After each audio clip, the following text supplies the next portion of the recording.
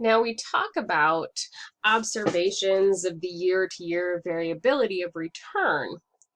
Then we need to also talk about our second lesson from the capital market history as part of chapter 10.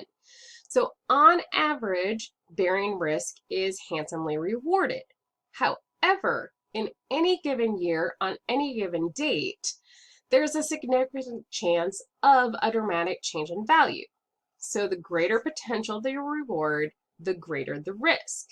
This is an example of the top 12 one-day percentage changes in the Dow Jones average for a time frame. And so we can see that the largest one-day change was October 19th, 1987. And the smallest one-day change was December 1st of 2008. We can also see that when we're looking at these examples, we note that even day-to-day movements can exhibit considerable volatility. So we have all of these ranges that show a lot of volatility. So we have some large one-day losses. Of course, we know that 2008 was the housing recession. We can see dates associated with the Great Depression. And then we see other dates that happen along various historical time. What's interesting is if you would Google these dates and see what is happening on these dates, that could have led to these very volatile record one-day losses. So when we look at 2008, called the bear growled and investors howled. So we know that a bear market is one of the ways that is used to describe the market. But in 2008 is one of the record books for one of the worst years for stock market investors in US history. The S&P 500 lost 50% of its value from November 2007 through March 2009. In fact, there was very little positive value that occurred during the entire year that is assessed in regards to the 2008 financial crisis. It was a global phenomenon. So it didn't just hit the US stock markets, it hit all stock markets. And in some countries, they had much higher losses than what the S&P 500 dropped. So the textbook talks about different countries, such as Iceland, actually took a 90% drop for the year. In fact, trading on the Icelandic exchange was temporarily suspended because they had a record single day drop of 76%. As stocks fall, US Treasuries gain in popularity because of their lower risk.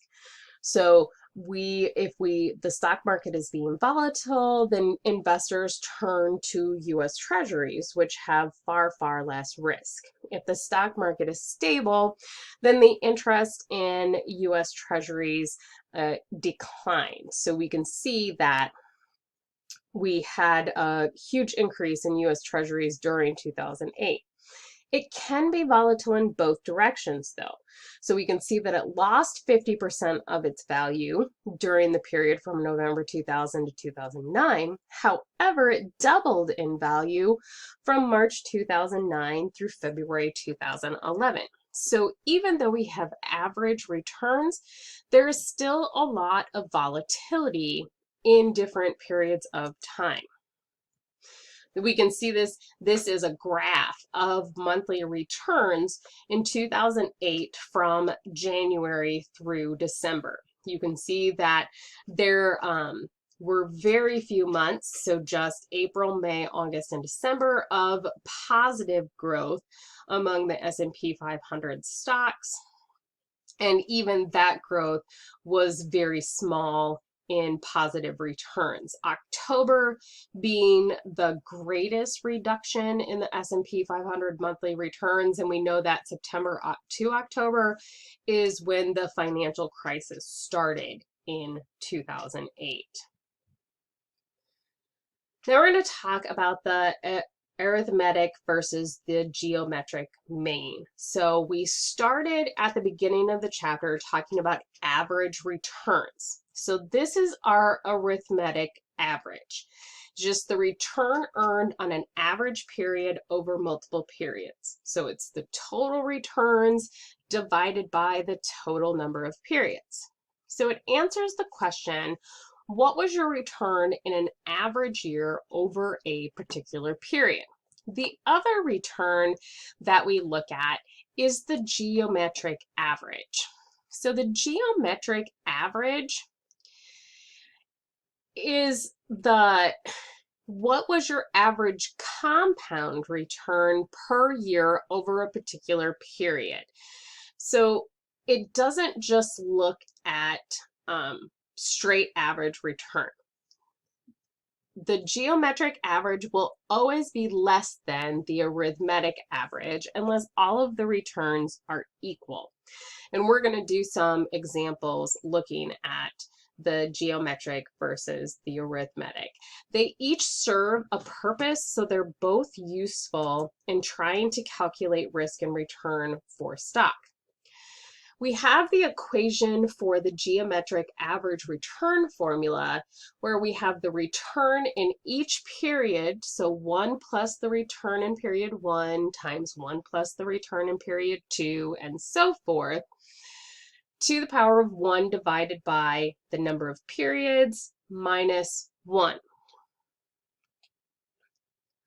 Or the product, the sum of 1 plus the return, the actual return in each period, to the power of 1 divided by t, the number of periods in the sample, minus 1.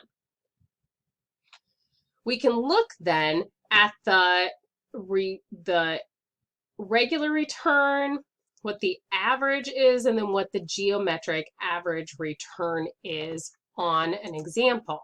So in this example, we're looking at S&P 500 returns from 1926 to 1930. So the 1.4870 is what our investment is worth after 5 years if we started with a $1 investment. That's our compounded return.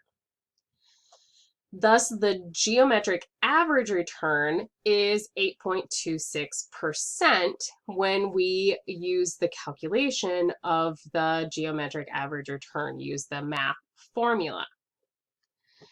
The geometric average return will always be smaller unless the two averages are identical. And the reason is, the reason that the difference is greater for more volatile investments is because there's a useful approximation. The geometric average return is approximately equal to the arithmetic average return minus half the variance. So we're talking about a lot of statistics and statistical averages. So we can see here is the formula for using a scientific or financial calculator. We have here the historical geometric versus the historical arithmetic average returns and the standard deviation on those returns. So these are the returns that we had at the very first part of the chapter. The standard deviation for the total of those returns over 92 years, and then the geometric return. Which is better? Well, it really depends on what you're looking at. So the arithmetic average is overly optimistic for long horizons. It's better for short-term consideration, where the geometric average is overly pessimistic for short horizons. For short horizons, the arithmetic method average is a better choice. So you can see here that it depends on the planning period under consideration. 15 to 20 years or less, we should use the arithmetic mean or the average. 20 to 40 years, we should split the difference between the two, and over 40 years, we should use the geometric mean. We know that these are just estimates, and trying to project estimates out for 40 years makes the estimates less reliable for us. There are irregularities and errors within estimates, but we still try to do predictions. We're also going to talk about efficient capital markets. So an efficient capital market follows the efficient market hypothesis. That means all stocks are fairly priced, and every price on the stock market is based on full information that is available to the public. If we have a truly efficient market, we shouldn't be able to earn abnormal or excess returns, because it's the hypothesis that everyone has every piece of information. They all have the same information, and it's this publicly available information that sets the price market. So current market prices fully reflect available information. Now, this doesn't mean that we can't earn a positive return in the stock market. When we see this graph shows what the typical reaction of stock price to new information in efficient and inefficient markets. So in an efficient market, if a company came out and did a press release that they were about to launch a new product with some phenomenal technology that wasn't currently in the marketplace, in an efficient market reaction, the price instantly adjusts to the new information.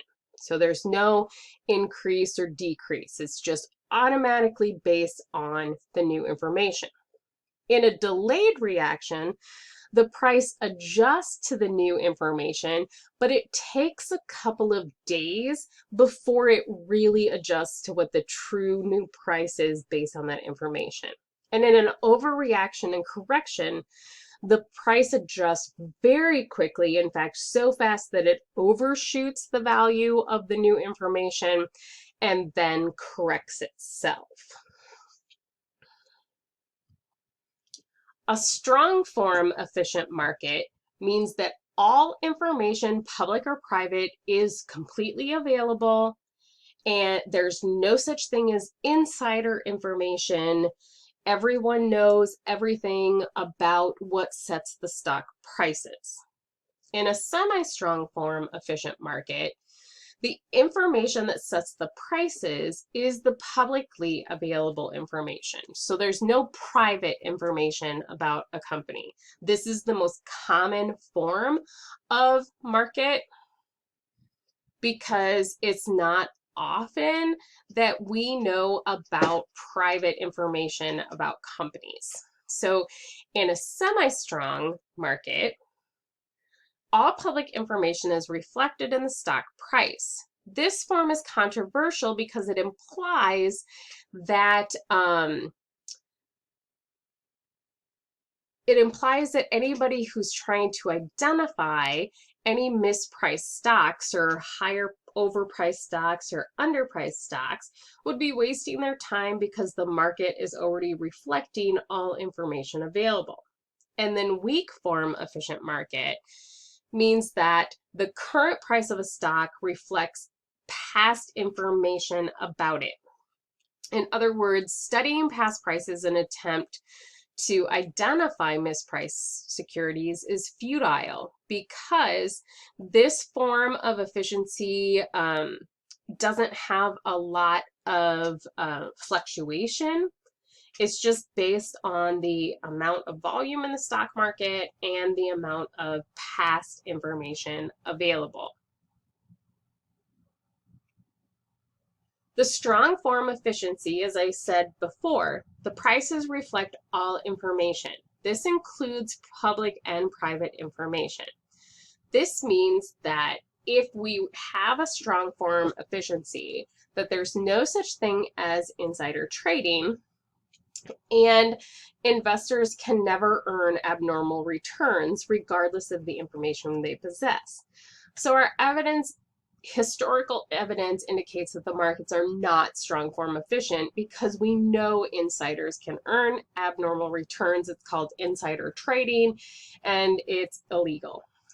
The semi-strong form efficiency reflect prices on the stock market reflect all publicly available information, including trading information, annual reports, when the CEO tweets information about the company, etc. If this is true, investors cannot earn abnormal returns by trading on public information. And it replies that any analysis will not lead to abnormal returns. So we know that all of these like true things aren't the actual reflection of how the stock market prices. And then the weak form efficiency, that is based on past information. Okay, we have strong, semi-strong, and then weak as part of our efficient market hypothesis. Common misconceptions are that this hypothesis means that no one can ever make money. But what it does mean is that on average, you should get a return appropriate for the risk undertaken. There shouldn't be bias in prices that can be exploited to earn excess returns, and that market efficiency will not protect you from wrong choices. You still want to diversify. You don't want to put all of your investment into a single stock or a single security. It's important to diversify because that helps to diversify your risk. And we'll be talking more about diversification of risk in the next chapter. And that is the end of chapter 10.